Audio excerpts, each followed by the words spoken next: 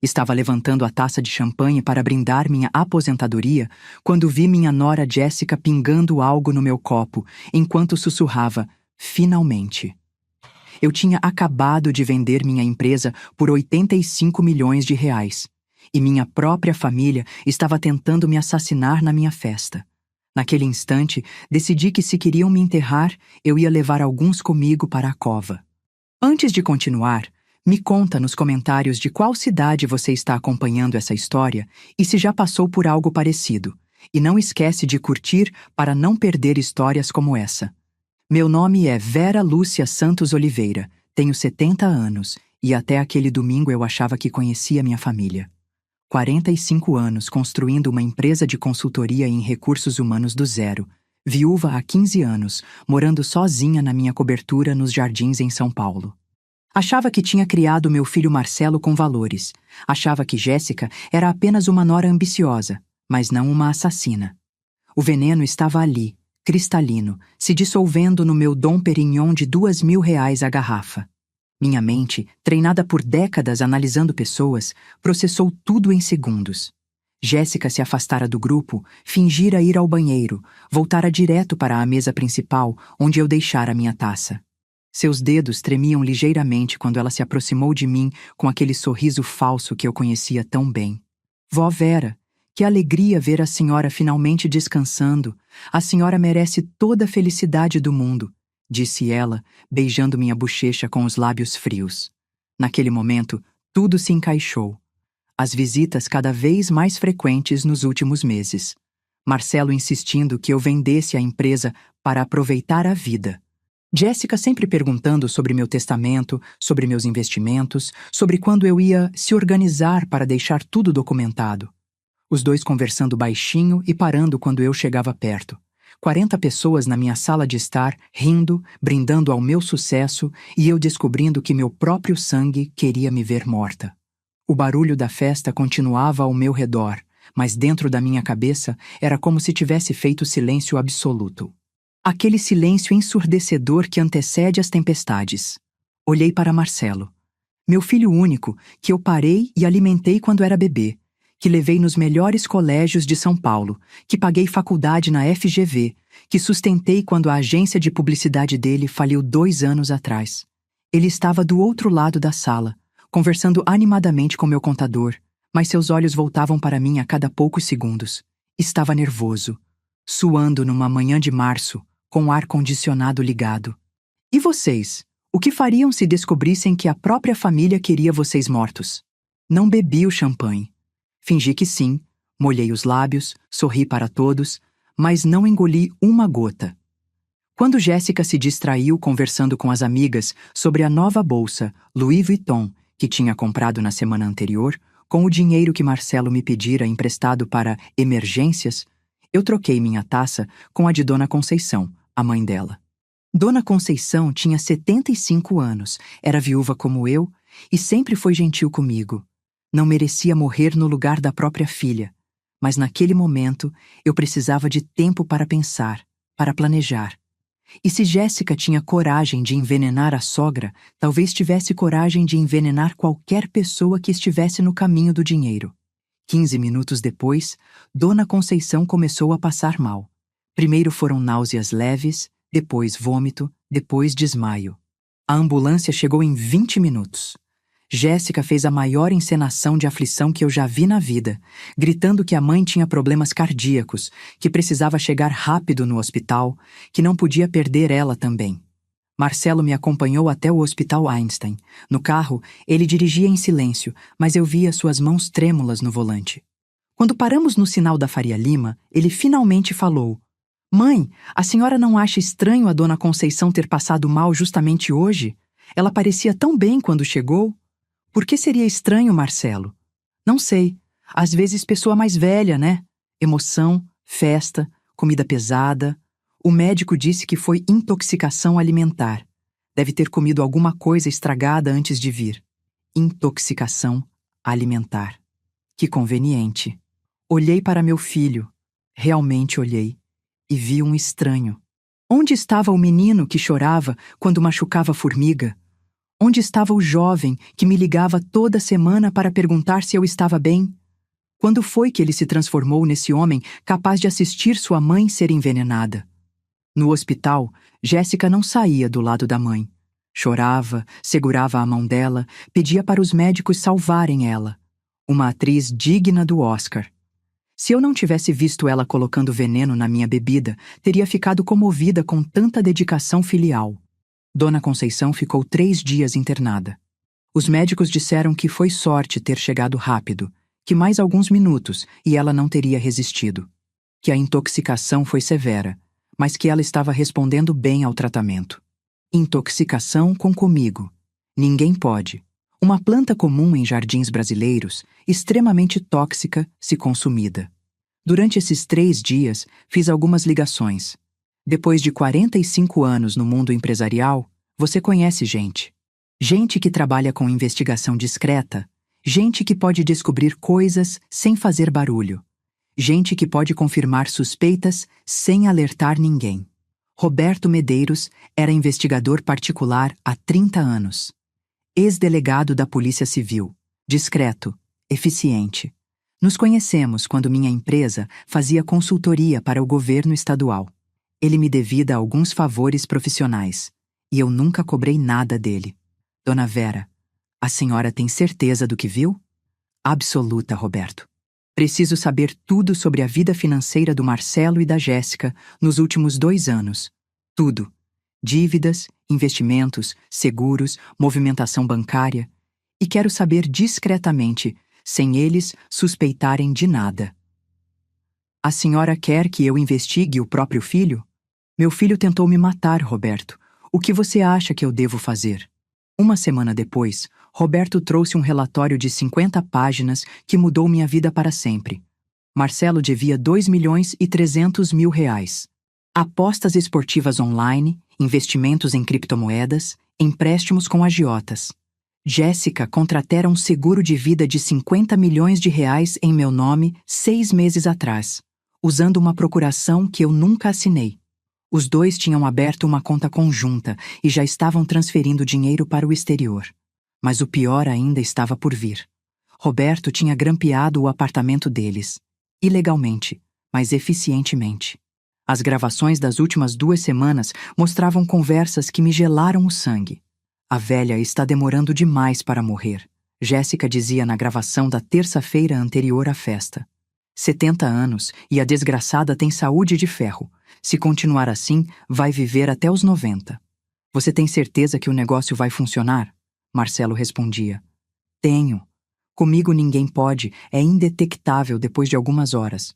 Vai parecer infarto ou derrame. Natural para a idade dela. E se alguém desconfiar, eu sou enfermeira, sei como simular aflição. Jéssica era enfermeira. Em 15 anos de casamento com meu filho, ela sempre disse que era administradora. Mentira atrás de mentira. E depois? Depois nós vendemos a cobertura, quitamos suas dívidas, pegamos o seguro e vazamos para Portugal. Já tenho até os documentos prontos. Portugal. Eles iam fugir para Portugal com meu dinheiro, depois de me matarem na minha própria festa de aposentadoria. Com 40 convidados assistindo, achando que viram uma senhora de 70 anos morrer de emoção. Fechei o relatório e pensei em 15 anos de casamento que meu filho teve com essa mulher. 15 anos dela planejando, esperando, fingindo amor por uma família que ela só via como fonte de dinheiro. E Marcelo? Quando foi que meu filho se tornou cúmplice de assassinato? Liguei para meu advogado, Dr. Fernando Tavares, sócio de um dos maiores escritórios de São Paulo. Conhecíamos desde os anos 80, quando minha empresa estava começando. Fernando, preciso da sua ajuda e preciso que seja discreto. Claro, Vera. O que aconteceu? Tentaram me matar. E quem tentou foram meu filho e minha nora. Silêncio do outro lado da linha. Depois, uma respiração pesada. Vera, você tem certeza do que está falando? Tenho provas, Fernando. Gravações, relatórios financeiros, tentativa de homicídio. Preciso que você prepare tudo para que eles sejam presos. Mas também preciso proteger meu patrimônio. Se eles descobrirem que eu sei, vão tentar de novo. Que tipo de proteção você quer? Quero alterar meu testamento imediatamente. Todo o meu patrimônio vai ser doado para institutos de proteção ao idoso. Marcelo e Jéssica não vão ver um centavo do meu dinheiro. E quero que isso aconteça de forma que eles só descubram quando for tarde demais para fazer qualquer coisa. Naquela noite, sozinha na minha cobertura, olhei para as fotos da família espalhadas pela sala. Marcelo criança no jardim zoológico. Marcelo jovem na formatura. Marcelo e Jéssica no casamento, sorrindo para as câmeras. Quando foi que tudo se perdeu? Quando foi que o amor se transformou em ganância? Peguei meu celular e gravei uma mensagem de voz para mim mesma. Vera, você tem 70 anos, trabalhou a vida inteira, perdeu seu marido há 15 anos e agora descobriu que a família que você amava quer você morta. Mas você não é uma vítima. Você é uma sobrevivente, e sobreviventes não se entregam. Eles revidam. Passei as próximas 2 semanas fingindo normalidade. Ligava para Marcelo como sempre, perguntava sobre o trabalho, mandava mensagens carinhosas para Jéssica. Precisava que eles se sentissem seguros, que achassem que o plano tinha funcionado perfeitamente e que Dona Conceição foi apenas um acidente de percurso. Durante esses dias, Fernando trabalhou incansavelmente preparando todos os documentos legais. Roberto continuou monitorando cada movimento do casal. E eu? Eu planejei minha vingança com a frieza de uma executiva que fechou negócios milionários por décadas. A cada noite, sozinha no meu apartamento, eu ouvia as gravações que Roberto trazia. Jéssica e Marcelo comemorando, achando que em breve seriam ricos. Planejando a vida em Portugal, discutindo qual casa comprar no Porto, onde investir os 50 milhões do seguro. Você acha que ela suspeita de alguma coisa? Jéssica perguntava na gravação de quinta-feira. Imagina. Minha mãe sempre foi meio ingênua para essas coisas. Ela acredita em todo mundo, acha que a família é sagrada, nunca ia imaginar que eu seria capaz de... De quê? Fala. De matar ela. Silêncio na gravação. Depois a voz de Jéssica, fria como gelo. Você não matou ninguém ainda. Foi só um teste. Da próxima vez, a dose vai ser maior. Da próxima vez. Eles iam tentar de novo. Naquela mesma noite, tomei uma decisão que mudaria tudo. Não bastava expor o crime. Não bastava mandá-los para a prisão. Eu queria que eles sentissem o mesmo desespero que senti quando vi minha vida sendo ameaçada pela ganância deles. Liguei para meu gerente do banco, Antônio Silveira, que cuidava das minhas contas há 20 anos. Antônio, preciso fazer algumas transferências urgentes e preciso que seja discreto. Claro, dona Vera. Quanto a senhora precisa transferir? 85 milhões. Silêncio do outro lado da linha. Dona Vera, posso perguntar para onde? Para o Instituto Anália Franco, a Fundação Casa de Maria, o Lar dos Velhinhos São Vicente e mais 15 instituições de caridade que eu vou te passar a lista, divididos igualmente entre todas. A senhora tem certeza? É uma quantia muito grande. Tenho, Antônio, e quero que as transferências sejam feitas exatamente na próxima terça-feira, às 14h. Nenhum minuto antes, nenhum minuto depois. Terça-feira seria o dia do jantar que eu marcaria com Marcelo e Jéssica. O dia que eles descobririam que, além de tentativa de homicídio, cometeram o erro de subestimar uma mulher que sobreviveu há 45 anos no mundo dos negócios. No sábado seguinte, encontrei Marcelo no shopping Iguatemi. Ele estava comprando roupas caras na Hugo Boss, pagando com um cartão de crédito que provavelmente estava no limite. Quando me viu, forçou um sorriso. Mãe, que surpresa encontrar a senhora aqui. Estava fazendo umas compras, filho. Vi você da escada rolante e desci para cumprimentar. Ele estava nervoso. Olhava para os lados como se esperasse que alguém aparecesse. Culpa, talvez. Ou medo de ser descoberto. Como está Dona Conceição? Perguntei com a voz mais doce que consegui. Ah, melhor. Obrigado por perguntar. Jéssica disse que ela já voltou para casa, mas ainda está um pouco fraca. Que bom. Foi um susto para todos nós naquela festa. Foi mesmo. Sorte que a senhora não passou mal também, né? Comida estragada, essas coisas. Comida estragada.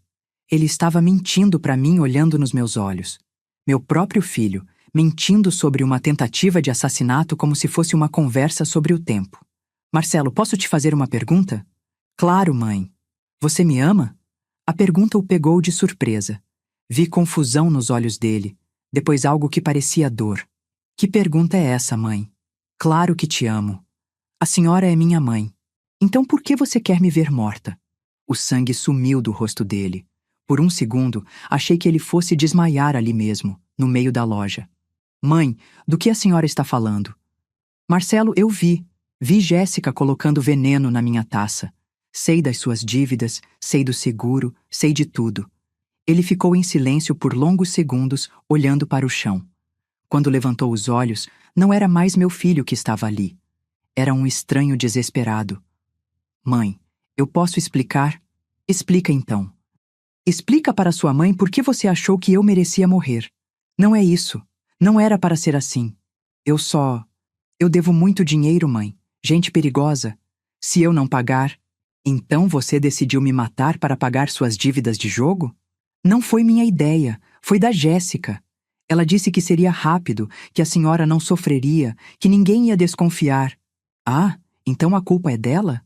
Você é só uma vítima das circunstâncias? Mãe, por favor. Por favor, o quê, Marcelo? Por favor, não conte para ninguém?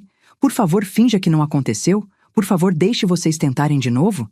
Ele começou a chorar. Ali, no meio da Hugo Boss, um homem de 45 anos, chorando como criança. Eu não queria, mãe. Eu juro que não queria. Mas eu não tenho escolha. Eles vão me matar se eu não pagar. E você achou que me matar era a solução? A senhora tem 70 anos, mãe. Eu tenho a vida inteira pela frente. Aquelas palavras me atingiram como um soco no estômago. Meu filho achava que minha vida valia menos que a dele simplesmente por causa da idade.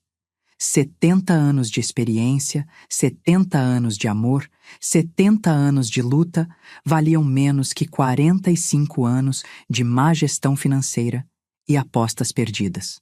Entendi. Foi tudo o que consegui dizer. Saí da loja sem olhar para trás. No estacionamento, dentro do meu carro, chorei pela primeira vez desde que descobri a traição. Não era tristeza. Era luto. Luto pelo filho que eu achava que tinha, pelo homem que eu achava que ele era, pela família que eu achava que tínhamos. 3 dias depois, liguei para Marcelo. Filho, preciso conversar com você e a Jéssica sobre o futuro, sobre meus planos. Vocês podem vir jantar terça-feira? Claro, mãe. Que bom que a senhora quer conversar sobre isso. Jéssica vai ficar feliz. Feliz. Claro que ia ficar feliz. Achava que eu ia facilitar o trabalho deles, que nossa conversa no shopping tinha me convencido a entregar tudo de bandeja. Terça-feira seria o dia da justiça. O dia que eles descobririam que subestimaram a mulher errada. Terça-feira, 14h. Antônio Silveira confirmou por telefone que todas as transferências foram concluídas. 85 milhões de reais distribuídos entre 18 instituições de caridade. Meu patrimônio estava oficialmente fora do alcance de Jéssica e Marcelo. Às 6h, eles chegariam para o jantar que mudaria nossas vidas para sempre. Passei a tarde preparando cada detalhe com um cuidado quase obsessivo. A mesa posta com a louça de porcelana francesa que ganhei no meu casamento 40 anos atrás. As mesmas peças que usei em todos os aniversários de Marcelo, todos os natais, todas as comemorações importantes da nossa família. As velas de baunilha acesas, porque Jéssica sempre elogiava o cheiro. O vinho Brunello de Montalcino 2018, que custava R$ 1.200 a garrafa, e era o preferido de Marcelo desde que ele morou 6 meses na Itália. Cada detalhe era uma lembrança. Cada objeto na mesa contava uma história de amor, de família, de momentos felizes que agora pareciam ter sido construídos sobre mentiras. Tudo perfeito para o que seria nossa última ceia como família. Não porque eu estava morrendo, mas porque eles haviam matado o que tínhamos. Às 4h, liguei para minha faxineira, Dona Rosa, que trabalha comigo há 20 anos. Dona Rosa, pode me fazer um favor? Não venha trabalhar amanhã. Na verdade, talvez seja melhor você tirar alguns dias de folga. Aconteceu alguma coisa, Dona Vera? A senhora está bem? Estou bem, querida. Só preciso resolver umas questões familiares. Mas, Dona Rosa, queria que você soubesse que sempre foi mais leal a mim do que minha própria família. Houve silêncio do outro lado da linha. Dona Vera, Posso perguntar o que está acontecendo? Talvez você veja no jornal amanhã. Mas lembre-se, nem todas as famílias são como parecem ser. Do lado de fora, a vista do pôr do sol sobre São Paulo, através das janelas do meu apartamento nos Jardins, parecia quase irônica. Um final bonito para uma história devastadora. A cidade se estendia diante de mim, milhões de pessoas vivendo suas vidas, amando suas famílias, confiando em quem dividiam o teto. Peguei a foto de casamento de Marcelo e Jéssica da estante. Os dois sorrindo, jovens, ele com 28 anos, ela com 23. Eu estava ao lado deles na foto, radiante, achando que estava ganhando uma filha. 15 anos depois, descobria que tinha entregado meu filho para uma assassina. Fernando estava no escritório dele, com todos os documentos prontos. Roberto posicionou câmeras discretas na sala de jantar. Precisávamos registrar cada palavra do que ia acontecer. A delegada Mônica Alves, uma mulher de 50 anos que conhecia através de Fernando, estava de plantão, esperando minha ligação. Às 5h40 da tarde, meu telefone tocou. Mãe, estamos chegando. Jéssica trouxe uma sobremesa especial para a senhora. Sobremesa especial. Provavelmente outra tentativa de envenenamento. Eles realmente achavam que eu era burra o suficiente para cair 2 vezes na mesma armadilha. Que gentileza dela, filho. Estou ansiosa para conversarmos. Ansiosa era pouco. 70 anos de vida, e eu nunca havia sentido uma mistura tão intensa de raiva, tristeza e determinação. Era como se todas as emoções da minha existência tivessem se concentrado naquele momento. Às 6 em ponto, eles tocaram a campainha. Respirei fundo, ajeitei o vestido azul marinho que meu marido dizia que me deixava mais elegante e fui abrir a porta. Jéssica estava radiante. Sorriso largo, vestido novo, cabelo recém-feito no salão. Trazia uma torta de chocolate que cheirava deliciosamente. Marcelo usava o terno que eu dei para ele no Natal passado, mas estava pálido, suando, claramente nervoso. Vó Vera, como a senhora está linda hoje! Jéssica me cumprimentou com 2 beijos e um abraço apertado. Vó Vera. Ela me chamava assim desde que conheceu Marcelo, mas hoje soava falso, como tudo mais nela. Eu retribuí o abraço, sentindo a perfídia dela através do tecido do vestido caro. Jéssica, querida. Marcelo. Meu filho me beijou no rosto sem olhar nos meus olhos. Suas mãos tremiam quando me entregou uma garrafa de vinho. Para acompanhar o jantar, mãe. Obrigada, filho. Vocês querem um aperitivo antes de jantarmos? Nos acomodamos na sala de estar que eu decorei com tanto carinho ao longo dos anos. Jéssica olhava ao redor com aquele olhar calculista que eu tinha aprendido a reconhecer nos últimos dias, contando mentalmente cada móvel, cada quadro, cada objeto de valor. Para ela, não eram lembranças, eram precificações. Marcelo mexia no celular, inquieto, provavelmente checando mensagens dos agiotas que o ameaçavam. Suas mãos tremiam ligeiramente. Então, vó Vera, Marcelo disse que a senhora quer conversar sobre o futuro. Que bom! A senhora precisa pensar em descansar mesmo, aproveitar a vida enquanto tem saúde.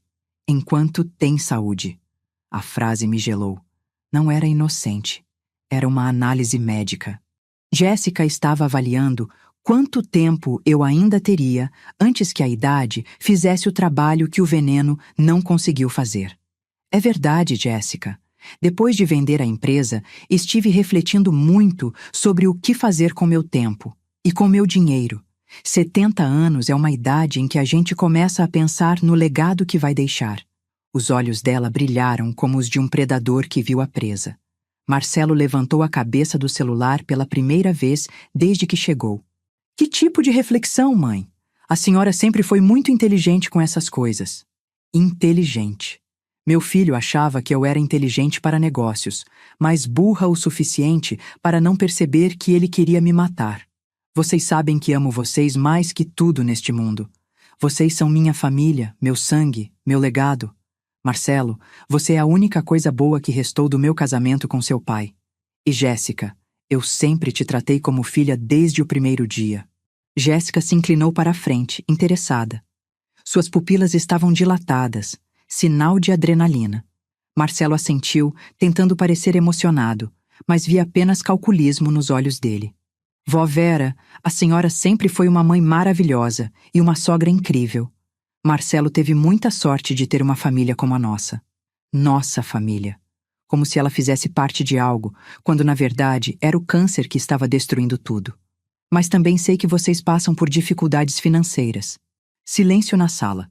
Jéssica e Marcelo trocaram um olhar rápido. Como assim, mãe? Marcelo, eu sei das suas dívidas, sei que você deve muito dinheiro. Ele ficou vermelho.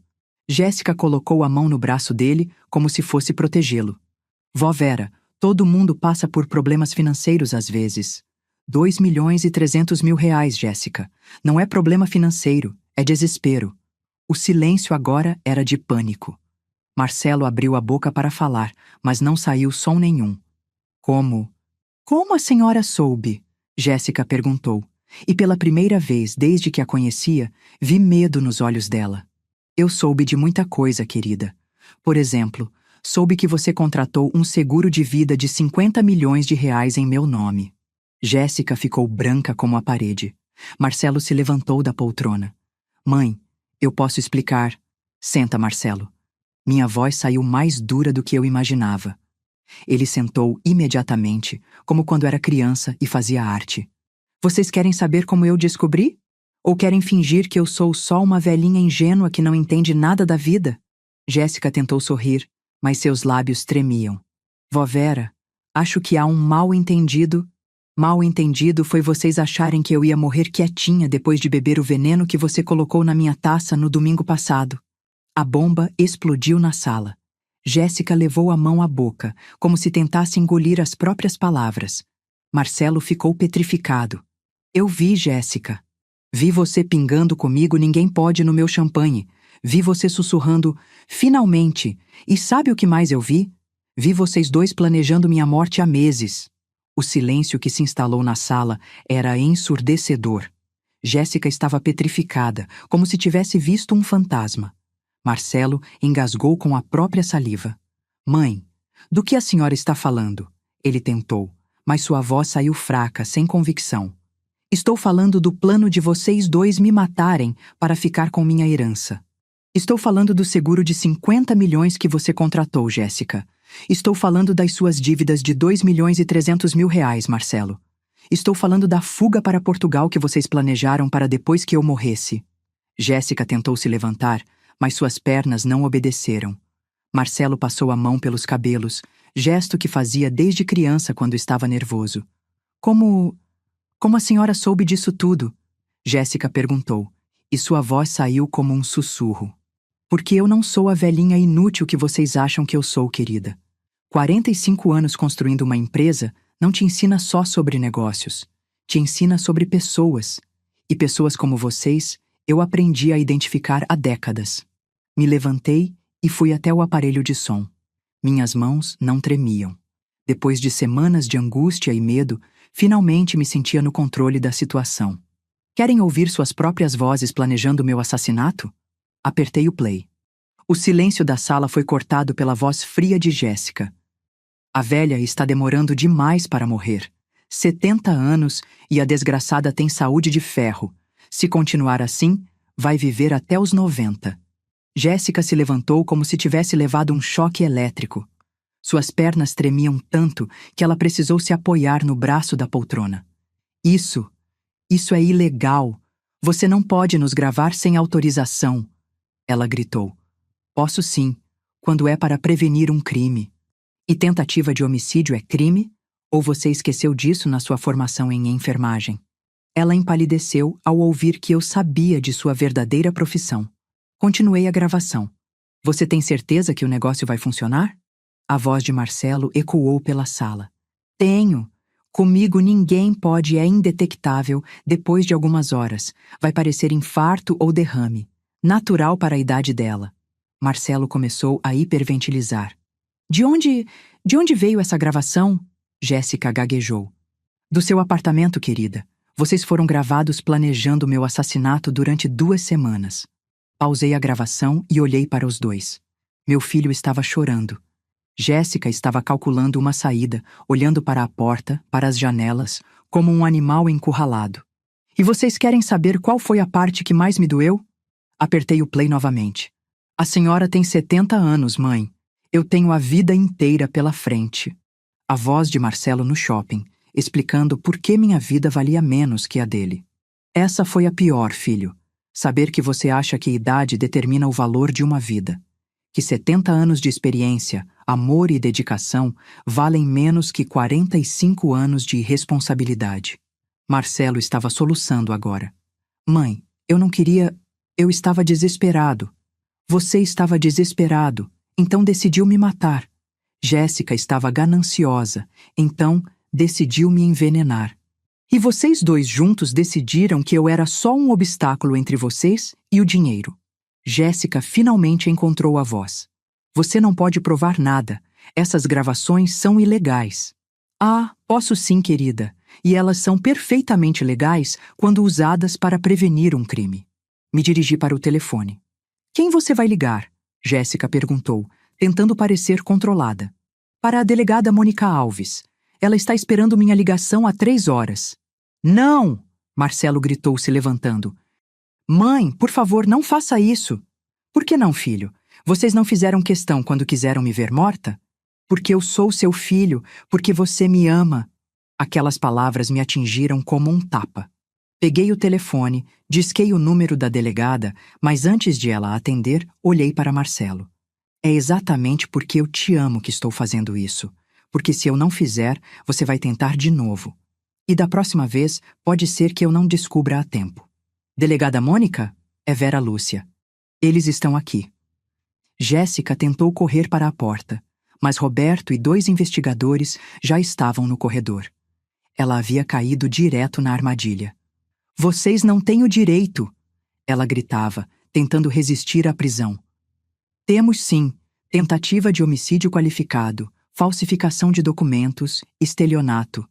Vocês têm o direito de permanecer calados. Marcelo não tentou fugir. Só ficou ali, sentado na poltrona, chorando como criança. Quando as algemas clicaram no seu pulso, ele olhou para mim pela última vez. Mãe, me perdoa. Eu te perdoo, filho. Mas perdoar não significa que as consequências desaparecem. E foi nesse momento que Jéssica fez a pergunta que eu estava esperando. E o dinheiro? Onde está o dinheiro da empresa? Sorri. O sorriso mais triste da minha vida, mas também o mais satisfatório. Que dinheiro, Jéssica? Os 85 milhões, onde você escondeu? Ah, esse dinheiro. Não escondi, doei. Silêncio absoluto. Até os policiais pararam para me olhar. Como assim doou? Marcelo perguntou, incrédulo. Hoje, às 2 da tarde, transferi todos os 85 milhões para 18 instituições de caridade. Instituto Anália Franco, Fundação Casa de Maria, Lar dos Velhinhos São Vicente. Cada uma recebeu quase 5 milhões de reais. Jéssica ficou histérica. Você não pode fazer isso. Esse dinheiro é nosso, é da família. Era meu, Jéssica. E eu fiz o que quis com ele. Vocês queriam minha herança? Então está aí. A herança de vocês são as dívidas de 2.300.000 reais que sobrou do Marcelo. A realização bateu neles como uma tsunami. Não só iam para a prisão por tentativa de homicídio, como ainda iam sair devendo milhões. A ganância deles não só não trouxe riqueza, trouxe a ruína completa. Vocês sabem o que é ironia? Perguntei, enquanto eles eram levados algemados. Vocês mataram nossa família por dinheiro que não existe mais. Destruíram 15 anos de casamento, 45 anos de relação entre mãe e filho, por uma herança que virou doação para quem realmente precisa. Jéssica estava gritando obscenidades. Marcelo estava em silêncio, finalmente entendendo a magnitude do que tinha perdido. Vocês queriam que eu morresse para ficar com meu dinheiro. Agora eu estou viva. Vocês vão para a prisão e o dinheiro está ajudando idosos que precisam de proteção contra gente como vocês. Quando eles saíram do apartamento, algemados e escoltados por 4 policiais, senti algo que não esperava. Alívio. Não alegria, não satisfação de vingança. Apenas o alívio profundo de alguém que finalmente pode respirar depois de semanas sufocando. A delegada Mônica ficou comigo para terminar o depoimento formal. Ela era uma mulher experiente que já havia visto todo tipo de crime familiar, mas percebi que nossa situação a impressionou. Dona Vera, em 30 anos de carreira, nunca vi um caso como este. A senhora orquestrou esta operação com uma precisão impressionante. Delegada, quando você descobre que vai ser assassinada pela própria família, você ou se desespera ou se organiza. Eu escolhi me organizar. Posso fazer uma pergunta pessoal? Claro. Como a senhora consegue estar tão calma? Acabou de mandar o próprio filho para a prisão. A maioria das mães estaria aos prantos neste momento. Olhei para as fotos da família que ainda estavam espalhadas pela sala.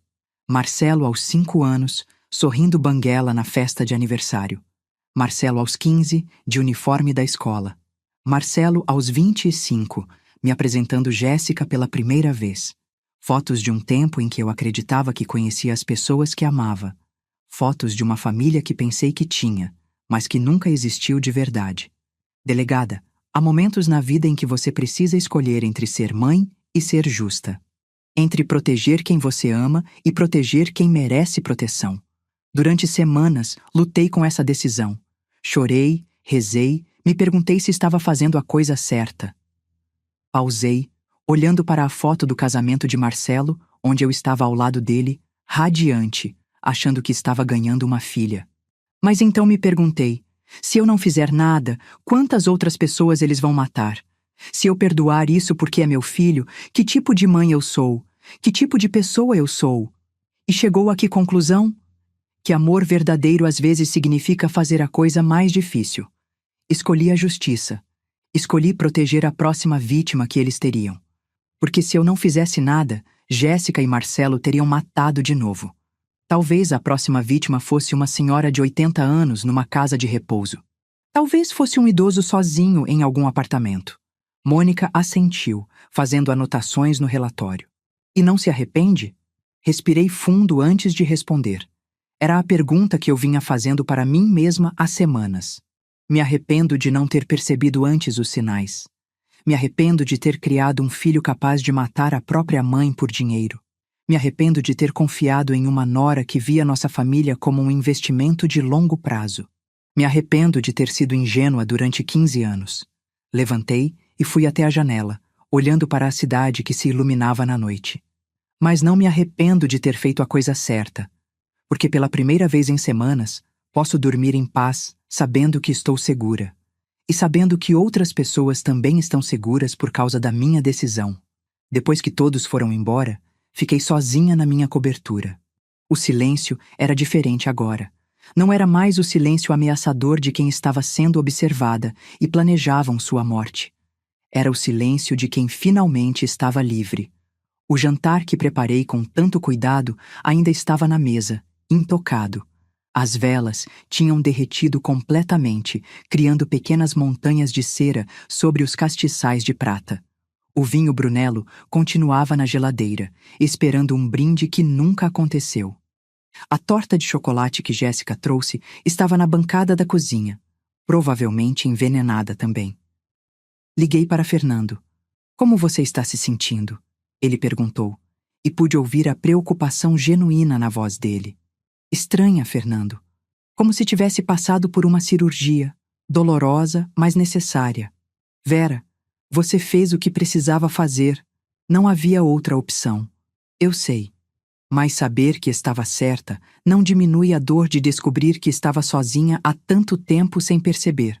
Fernando, quantos jantares de domingo eu passei com eles? Quantos natais, quantos aniversários, quantas conversas sobre o futuro. E durante todo esse tempo, eles só estavam esperando eu morrer. Você não estava sozinha, Vera. Você tem amigos que se importam com você. Obrigada por dizer isso. Mas é diferente, né? Amigos você escolhe. Família deveria ser diferente. Após desligar, caminhei pela casa que havia sido meu lar por 20 anos. Cada cômodo carregava memórias que agora estavam contaminadas. A sala onde Marcelo me ensinou a usar o smartphone. A cozinha onde Jéssica e eu preparamos o jantar de Natal do ano passado. O escritório onde discutimos os planos de aposentadoria. Tudo falso. 15 anos de teatragem. Mas havia uma memória que me consolava. A lembrança de Dona Conceição no hospital, se recuperando lentamente, mais viva. Se eu não tivesse trocado as taças, ela teria morrido. Se eu não tivesse descoberto o plano, outras pessoas teriam morrido também. Peguei meu celular e gravei uma última mensagem de voz para mim mesma. Vera, hoje você descobriu que é mais forte do que imaginava. Descobriu que o amor verdadeiro às vezes exige coragem para fazer o que é certo, mesmo quando dói. Você salvou vidas hoje, incluindo a sua própria. Naquela noite, pela primeira vez em semanas, dormi em paz. Não porque estava feliz. Ainda levaria tempo para processar tudo o que tinha acontecido, mas porque estava segura. Segura de ter feito a escolha certa, mesmo que fosse a mais dolorosa.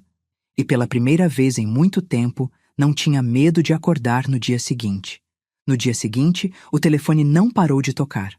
Jornalistas, advogados, curiosos, querendo saber detalhes da história. Não atendi nenhuma ligação, mas atendi quando Fernando ligou às 10 da manhã. Vera, você viu o jornal? A história está em todos os noticiários. Você virou uma espécie de heroína da internet. Heroína? Ri amargamente. Fernando, heróis salvam pessoas. Eu só destruí uma família. Você salvou sua própria vida e provavelmente salvou a vida de outras pessoas que eles teriam matado no futuro. Como estão eles? Marcelo está no Carandiru aguardando julgamento. Jéssica está na penitenciária feminina de Santana. E as dívidas? Com Marcelo preso, os agiotas vão atrás dos bens que restaram. O apartamento que eles tinham no Morumbi vai ser leilão judicial. Então era isso. A ganância deles havia resultado em perda total. E vocês, conseguem imaginar ter que escolher entre o amor e a justiça? Entre proteger quem você ama e proteger a si mesmo? Às vezes a vida nos coloca em situações onde não existe resposta certa, só a resposta necessária. 3 semanas depois da prisão, recebi a primeira carta de Marcelo. O envelope chegou numa manhã chuvosa de abril, com meu nome escrito à mão numa caligrafia que eu conhecia desde que ele aprendeu a escrever. Por um momento, ao ver sua letra, senti o mesmo amor maternal de sempre. Depois lembrei que essas mesmas mãos planejaram meu assassinato. Fiquei 20 minutos olhando para o envelope fechado. Parte de mim queria rasgá-lo sem ler. Outra parte precisava saber o que ele tinha a dizer depois de tudo o que aconteceu. No final, a curiosidade venceu. Ou talvez fosse masoquismo emocional. Mãe, sei que não mereço que a senhora leia esta carta, mas preciso tentar explicar. Sei que não há desculpa para o que fiz, mas preciso que a senhora entenda que eu nunca quis que chegasse tão longe. No começo, era só uma fantasia desesperada. Eu devia tanto dinheiro que não conseguia mais dormir, não conseguia mais pensar direito. Os agiotas me ameaçavam todos os dias. Um deles disse que ia quebrar minhas pernas, outro disse que ia atrás da Jéssica. Parei de ler. Ele ainda estava culpando as circunstâncias, como se tivesse sido vítima de uma situação impossível. Como se matar a própria mãe fosse a única saída lógica para suas dívidas de jogo. Continuei lendo. Jéssica disse que conhecia um jeito de resolver tudo sem ninguém sofrer. Disse que a senhora já tinha vivido sua vida, que tinha sido feliz, que não ia sentir dor. Ela me convenceu de que seria como quando o vovô morreu, lembra? Ele adormeceu e não acordou mais. Natural. Em paz. Natural. Em paz. Como se envenenar alguém fosse um favor. Como se assassinato fosse eutanásia. Mas quando vi a senhora naquele domingo, rindo com os convidados, contando histórias da empresa, vi que estava cometendo o maior erro da minha vida. A senhora estava tão feliz, mãe, tão orgulhosa de tudo que conquistou. Como eu podia tirar isso da senhora? Como eu podia tirar a senhora de mim? Lágrimas começaram a escorrer pelo meu rosto. Não eram lágrimas de perdão, eram lágrimas de luto. Luto pelo filho que eu achava que conhecia. Tentei parar Jéssica naquela hora, juro para a senhora.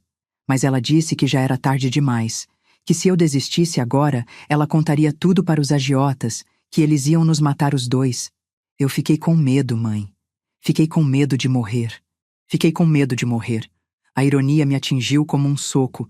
Ele teve medo de morrer, então decidiu me matar para não morrer. A lógica perversa do desespero. A senhora me perguntou no shopping se eu a amava. A resposta é sim, mãe. Sempre amei. Amo até hoje. Foi exatamente por isso que não consegui seguir em frente depois.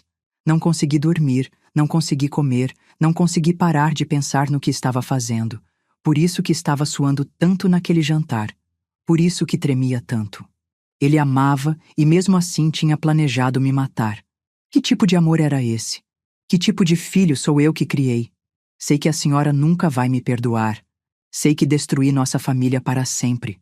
Sei que mereço estar aqui. Mas queria que a senhora soubesse que a pior parte da prisão não são as celas, não são os outros presos.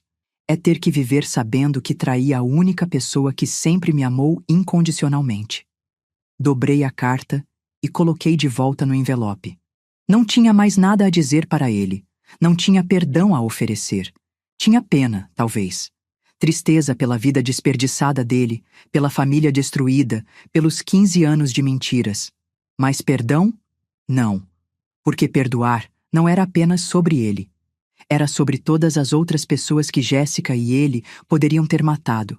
Era sobre Dona Conceição, que quase morreu por acaso. Era sobre minha própria dignidade, sobre minha própria vida, sobre o direito de envelhecer em paz sem ter que olhar por cima do ombro. Liguei para Fernando. Recebeu carta dele? Recebi. Leu? Li. E você, o que acha? Acho que ele está tentando aliviar a própria consciência. Não é sobre você, Vera. É sobre ele se sentir melhor. Foi o que pensei também. Vai responder? Não. Não tenho nada a dizer para ele. E como você está lidando com tudo isso? Olhei ao redor do meu apartamento. Nas últimas semanas, tinha começado a redecorar alguns cômodos. Guardei as fotos de família numa caixa no closet. Comprei quadros novos, plantas novas, alguns móveis diferentes. Estava construindo uma casa que não tivesse memórias contaminadas. Estou aprendendo a viver uma vida diferente, Fernando. Uma vida onde família é quem você escolhe, não quem dividiu seu DNA. Isso é bom ou ruim? É libertador e assustador ao mesmo tempo. 2 semanas depois da carta de Marcelo, recebi uma visita inesperada. Dona Conceição estava na portaria do meu prédio, pedindo para subir. Hesitei alguns segundos antes de autorizar. Afinal, ela era a mãe de Jéssica. Mas também era vítima, como eu. Quando abri a porta, ela parecia mais magra, mais frágil. O veneno havia cobrado seu preço. Dona Vera, eu precisava vir aqui. Claro, Dona Conceição. Entre, por favor. Nos sentamos na sala, a mesma sala onde Jéssica havia sido presa. Dona Conceição olhava ao redor como se estivesse procurando traços da filha no ambiente. Vim pedir desculpas. Desculpas por quê? Por ter criado uma filha capaz de tentar matar a senhora. Por não ter percebido que tipo de pessoa ela se tornou. Por ter falhado como mãe. Dona Conceição, você não tem culpa do que Jéssica fez. Tenho sim. Uma mãe sempre tem um pouco de culpa. Então eu também tenho culpa pelo que Marcelo fez? Ela me olhou por longos segundos antes de responder. A diferença, Dona Vera, é que a senhora fez a coisa certa quando descobriu. Eu teria feito a mesma coisa? O que quer dizer? Se eu tivesse descoberto que Jéssica estava planejando matar alguém, eu teria coragem de entregá-la para a polícia? Ou teria tentado protegê-la porque é minha filha? Era uma pergunta que eu havia feito para mim mesma centenas de vezes. Até que ponto o amor maternal justifica encobrir crimes? Até que ponto proteger quem amamos se torna cumplicidade? Não sei, Dona Conceição. Espero que nunca precise descobrir. Eu não teria essa coragem, Dona Vera. Por isso que a senhora é mais forte que eu. Não foi coragem, foi sobrevivência. Foi coragem, sim. Coragem de escolher o certo em vez do fácil. Ficamos em silêncio por alguns minutos. 2 mães que haviam perdido seus filhos para a ganância e a maldade. Uma que quase morreu por isso, outra que precisou fazer a escolha mais difícil da vida. Dona Vera, posso fazer uma pergunta? Claro. A senhora se arrepende?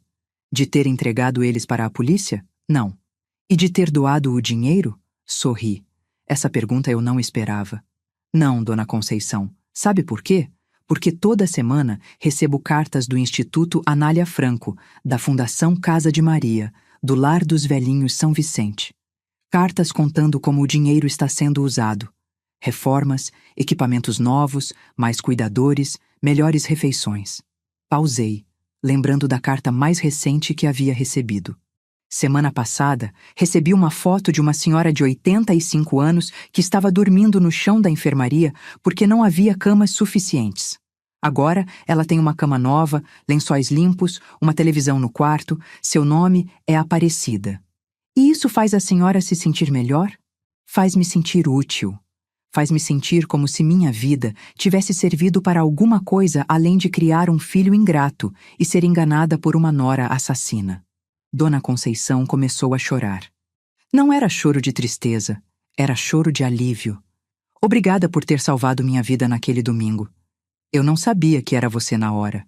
Só troquei as taças porque precisava de tempo para pensar. Mas me salvou mesmo assim.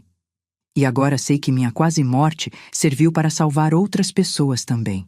Depois que Dona Conceição foi embora, fiquei pensando na conversa. Tinha razão sobre uma coisa. Minha decisão de entregar Jéssica e Marcelo havia salvado vidas. Não só a minha, não só a dela, mas de pessoas que nem conhecíamos. Quantas vezes Jéssica havia usado seus conhecimentos de enfermagem para matar antes? Quantos idosos haviam morrido em hospitais achando que era morte natural, quando na verdade eram vítimas dela?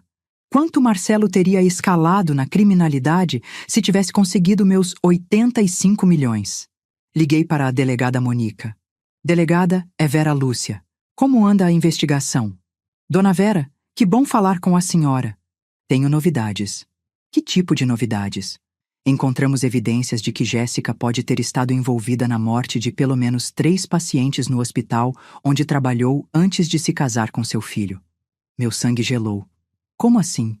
Mortes suspeitas que foram classificadas como naturais na época, mas que agora, analisando o padrão, parecem ter sido envenenamentos. Estamos exumando os corpos para confirmar. E ela confessou? Não. Mas os advogados dela estão tentando fazer um acordo. Prisão perpétua em troca de informações sobre outros crimes. Outros crimes? Dona Vera, sua nora pode ser uma serial killer. Se for confirmado, a senhora salvou muito mais vidas do que imagina. Depois de desligar, sentei no sofá e chorei. Não de tristeza, de alívio. Alívio por ter feito a escolha certa. Alívio por ter tido coragem de entregar meu próprio filho. Alívio por não ter me deixado levar pelo instinto maternal de proteger quem eu amava. Porque às vezes amar significa deixar as pessoas enfrentarem as consequências dos próprios atos. Às vezes, amar significa escolher a justiça em vez da família. Às vezes, amar significa proteger o mundo da pessoa que você ama. 6 meses depois da prisão, comecei a fazer terapia. Não porque estava deprimida ou traumatizada, mas porque precisava entender como tinha criado um filho capaz de me matar por dinheiro. Precisava entender que sinais havia perdido ao longo dos anos. Doutor. Ricardo Mendes era psicólogo há 20 anos e especialista em dinâmicas familiares. Na primeira sessão, ele fez uma pergunta que me deixou pensando durante semanas. Vera, quando foi a última vez que Marcelo lhe disse não? Como assim? Quando foi a última vez que seu filho discordou de você, confrontou suas decisões, fez algo que você não aprovava? Pensei por longos minutos antes de responder. Não lembro. Não lembra ou nunca aconteceu? Acho que nunca aconteceu. Ele sempre foi muito obediente. Sempre fez o que eu achava melhor. E isso te orgulhava? Sim. Achava que tinha criado um filho respeitoso que me valorizava. Vera, crianças que nunca aprendem a dizer não para os pais também nunca aprendem a dizer não para mais ninguém. Elas crescem sem senso de limites pessoais e, quando adultos, podem tomar decisões extremas para evitar confrontos. Quer dizer que mimei demais? Não é sobre mimar, é sobre não ensinar autonomia emocional. Marcelo nunca aprendeu a lidar com pressão, com fracasso, com consequências. Quando se viu desesperado, escolheu o caminho que parecia mais fácil em vez do caminho certo. Aquela sessão mudou minha perspectiva sobre a maternidade, sobre amor, sobre como proteger quem amamos às vezes significa deixá-lo sofrer as consequências dos próprios erros. Mas a revelação mais importante veio na 4ª sessão. Vera, Você fala muito sobre a culpa de ter criado um filho assassino. Mas e o orgulho? Que orgulho? O orgulho de ter tido coragem de fazer a coisa certa quando descobriu. Quantas mães teriam essa coragem? Nunca havia pensado nisso dessa forma. Durante meses, focara apenas na culpa, na tristeza, na sensação de fracasso. Mas Dr. Ricardo tinha razão. Eu havia feito algo extraordinariamente difícil. Havia escolhido a justiça em vez do amor incondicional. Havia protegido estranhos em vez de proteger minha família. Sabe qual é a ironia, Vera? Qual? Você foi a mãe mais amorosa possível para Marcelo quando o entregou para a polícia. Como assim? Porque finalmente o ensinou que ações têm consequências. Finalmente o forçou a enfrentar a realidade de suas escolhas. Aos 45 anos, você ensinou para seu filho a primeira lição de responsabilidade pessoal que ele recebeu na vida. Essa perspectiva me trouxe uma paz que eu não sentia há meses. Não era sobre escolher entre amor e justiça. Era sobre entender que, às vezes, amor verdadeiro é justiça. No final da terapia, Dr. Ricardo me deu um conselho que carrego até hoje. Vera, você passou 70 anos achando que família era sobre sangue. Agora você tem a chance de descobrir que família é sobre escolha, sobre lealdade, sobre pessoas que te protegem em vez de te ameaçar. Aproveite essa oportunidade. E eu aproveitei. Hoje, 1 ano depois das prisões, minha família é Fernando, meu advogado que se tornou amigo. É Dona Rosa, minha faxineira que sempre foi leal. É Roberto, o investigador que me ajudou a descobrir a verdade. É Dona Conceição, que veio me pedir desculpas quando não tinha culpa de nada. É também Dona Aparecida, a senhora de 85 anos, que agora tem uma cama limpa graças ao dinheiro que doei. Nunca nos conhecemos pessoalmente, mas trocamos cartas semanalmente. Ela me conta sobre a vida no lar. Eu conto sobre minha nova rotina. Família são as pessoas que escolhem te amar sem esperar nada em troca, que celebram suas vitórias sem inveja e te consolam nas derrotas sem julgamento, que te protegem em vez de te ameaçar. Marcelo continua mandando cartas. Não respondo nenhuma, mas as guardo numa gaveta. Talvez um dia eu leia todas e entenda melhor o que aconteceu. Ou talvez não. Não sinto obrigação de perdoar só porque ele se arrependeu. Jéssica foi condenada a 30 anos de prisão por homicídio qualificado. Confirmaram que ela havia matado 5 pacientes antes de tentar me matar. Marcelo pegou 15 anos por tentativa de homicídio e formação de quadrilha. As dívidas dele foram quitadas com a venda forçada dos bens que restaram, mas ele ainda deve cerca de R$800 mil aos agiotas. Quando sair da prisão, aos 60 anos, ainda vai estar devendo. A ironia final é que se eles tivessem simplesmente me pedido ajuda com as dívidas, eu provavelmente teria ajudado. Não 85 milhões, mas o suficiente para quitar tudo e recomeçar.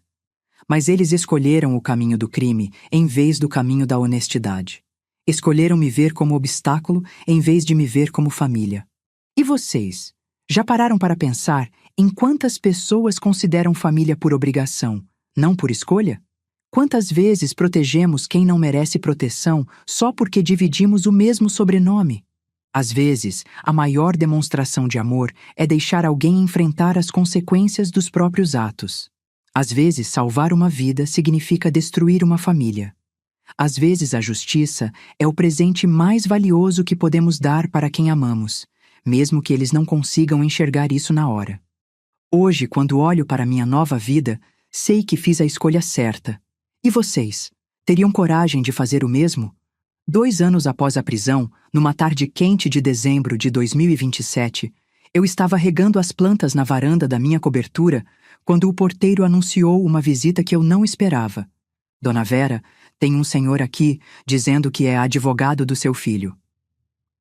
Doutor Henrique Barros, um homem de 50 anos com terno caro e pasta de couro, subiu até meu apartamento com uma proposta que mudaria tudo novamente.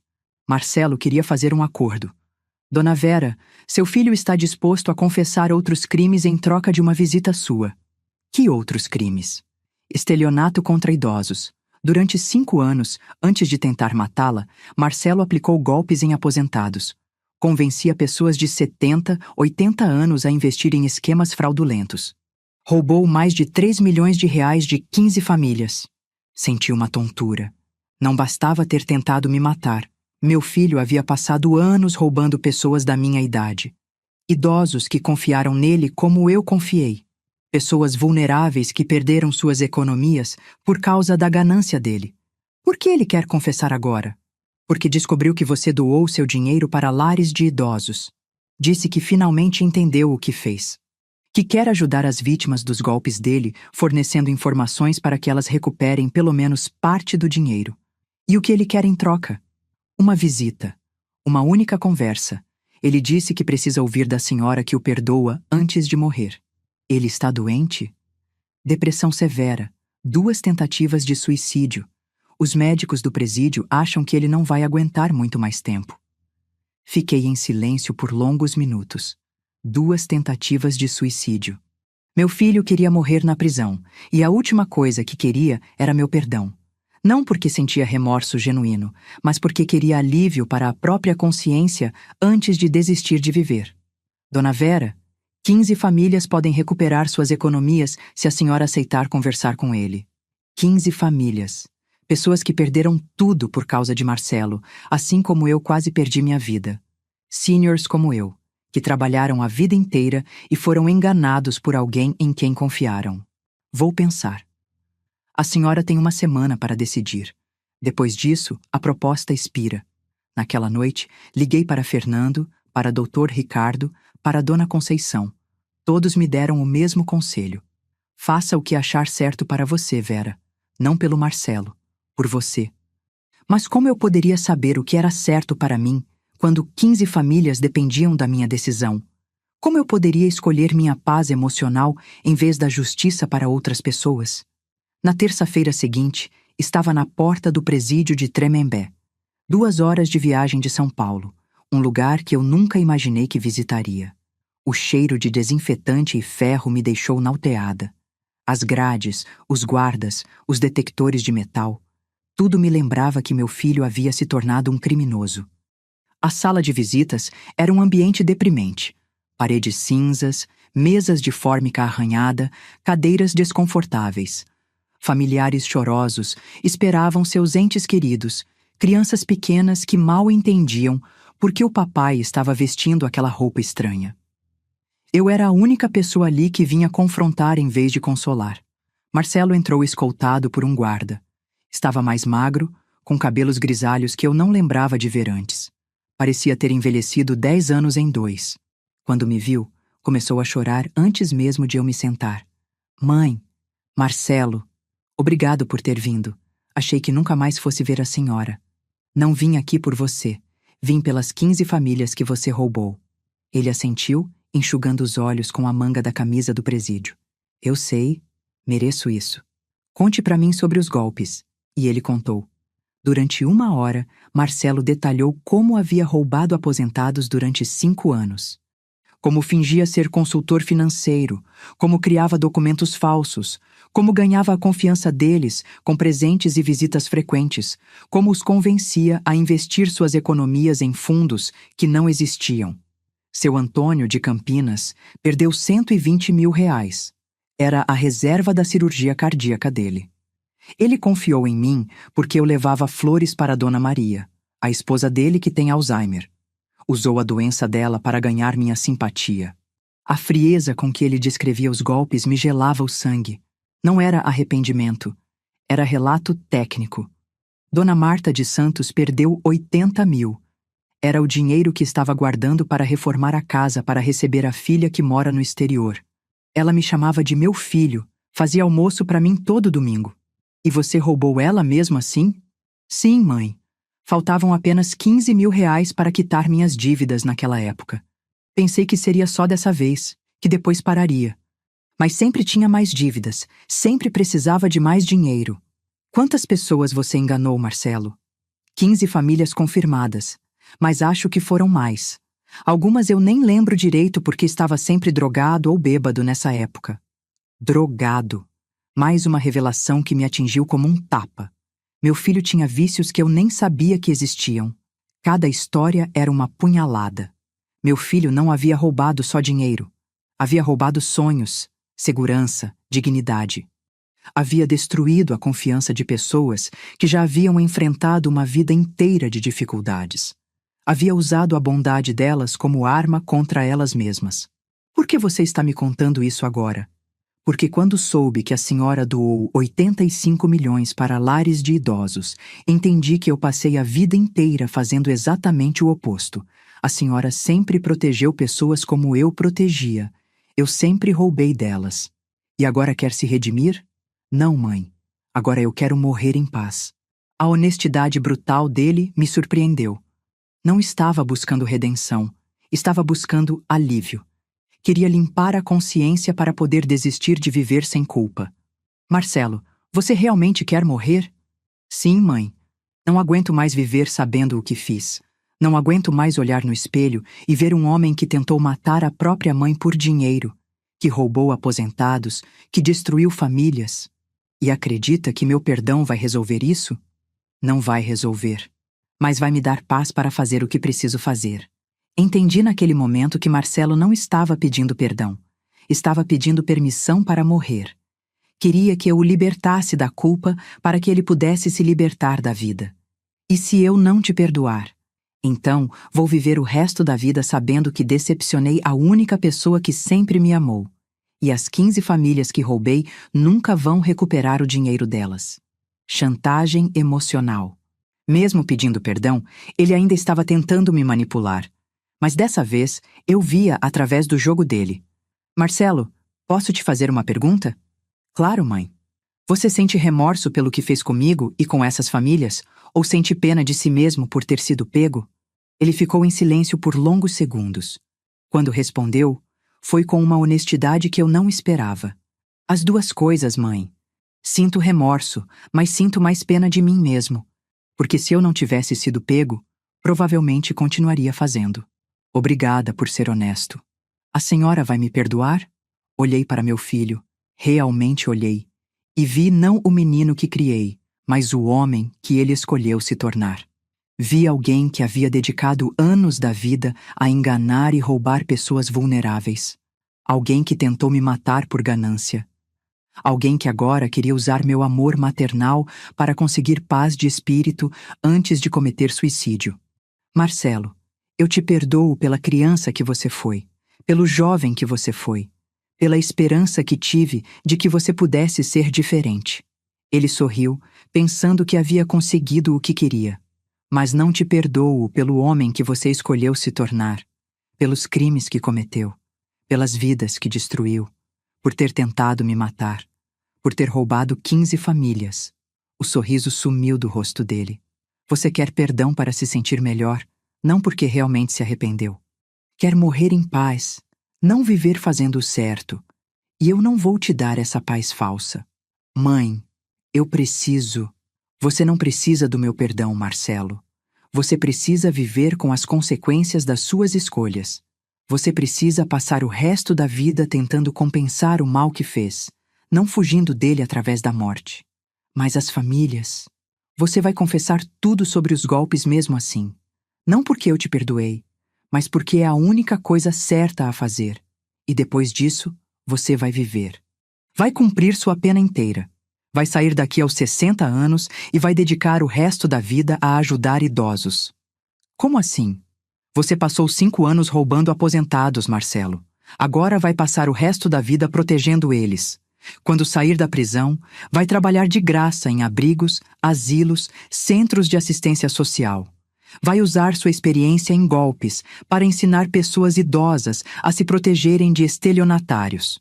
E se eu não quiser?